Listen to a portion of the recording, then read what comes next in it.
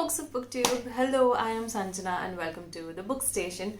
Today I'm filming a completely different video. Up until now I've filmed the usual TBR piles, book hauls, wrap-up videos and bookshelf tours, but this time I wanted to push myself and set myself up for a challenge. Hence I was inspired by Jack Edwards to do this challenge. His original video will be in the description, and this video is about me challenging myself to read all of the books in the pile in front of me within this year, or give them away if I don't read them, which is quite scary because one, all of these books are new. Two, I know for sure I love all of them because I read a bit about them before I got them. And three, I'm not good at giving away books. So this is going to be an extremely tough task, so I'm hoping I read all of them this year. Now, without further ado, let me show you these books. So the first book that I want to read is of an author that I've already read. Her last book I read was Interpreter of Melodies, and I love her writing. This book is Whereabouts by Jhumpal Lahiri. And this book interests me more because it's about a woman who is facing existential crisis in an urban society, which I think is what most of us go through. Hence, I bought this book and it's quite thin, so I think I can read it quickly. And since it's a hardbound book, I really don't want to give this away. And the next book that I want to read is one that my friends gifted me because they know I like reading about the Holocaust and I love learning about it and understanding human behavior in that way. This is The Boy in Striped Pajamas. I've not even watched the movie because I wanted to read this book first. It's small, but I know it's going to be heartbreaking, which is why I've been putting it off. But I think it's time I brace myself and read this book. The next book that I want to read is E.M. Foster's Passage to India. It's a classic about colonial India and how imperialism worked. And it's about one incident that happens with Dr. Aziz. Hence I bought this book, and it's a Penguin classic, so there's no way I'm giving it away, so gonna read it quickly. The next one is a 2020 Booker Prize winner, and this excerpt already breaks my heart. It's about this boy whose world revolves around his mother, but unfortunately his mother is an alcoholic, and that puts him into anxiety and depression and all kind of problems. That is Shaggy Ben by Douglas Stewart.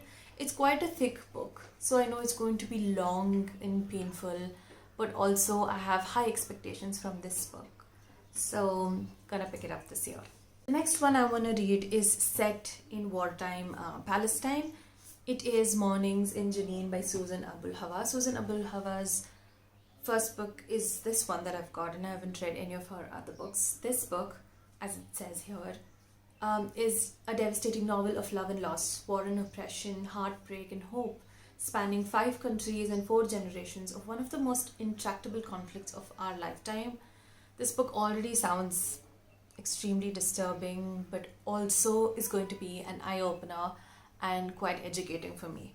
So high on the list. The next one is another book by Jhumpal Lahiri, which I asked as a gift from my friends. That is The Lowland. It is set in India, and the excerpt actually reminds me of Sister of My Heart by Chitra Banerjee Divakaruni in some ways, which I loved reading. So I'm sure I would enjoy this, but it's quite long. Hence I've been putting it off because lately I've been a bit more intimidated by thick books. The next one I want to read is quite light-hearted. It is The Girl Who Drank the Moon by Kelly Barnhill. This is a story of a witch who lives outside a village. And the people in the village think that if they don't give up a kid to the witch every year, she's going to attack them or do something wrong. But the witch does not even know of this belief. And so every year when she sees an orphaned kid before her house, she makes sure that she gives a house to that kid, and this is her story and one girl that she adopts and brings her up as her own. So I think it's going to be a light read and one that I will read when I'm in a reading slump. So let's hope I do get into a reading slump this year. Okay, the next I want to read is by Nadia Hashimi. I read the first book of, my first book of Nadia Hashimi, that is A Pearl That Broke Its Shell, in December. I did not give it a 5 stars, but it's an extremely engaging, well written book.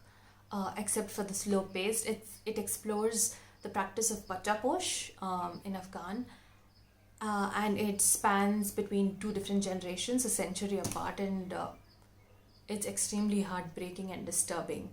And even before that, I got this book, A House Without Windows by Nadia Hashimi, because I loved the excerpt of it. This is about Ziba, where she is a loyal wife, and one day when her husband is murdered, she is jailed even without proper trial. So this is the story of how she survives in jail, and the story of the Afghan-born American lawyer who comes to rescue her. So I'm hoping, again, to be honest, I'm hoping this will be much well written than A Pearl That Broke Its Shell. But nevertheless, I'm sure I will enjoy reading it. The last book that I want to read this year, and do not want to give away, is a book about books. That is The Midnight Library by Matt Haig, which is quite famous but also has very mixed reviews. I bought this, I think, a year ago or a year and a half ago, when everyone was talking about it, which I rarely do. I never buy books when people are talking about it the most, but I gave into it and found it interesting, so I think I'll definitely have to read it before this year ends. So those are the 9 books that I want to read and never want to give away this year. If you've read any of these, then do comment in the comment box, and I shall see you in the next video. Bye.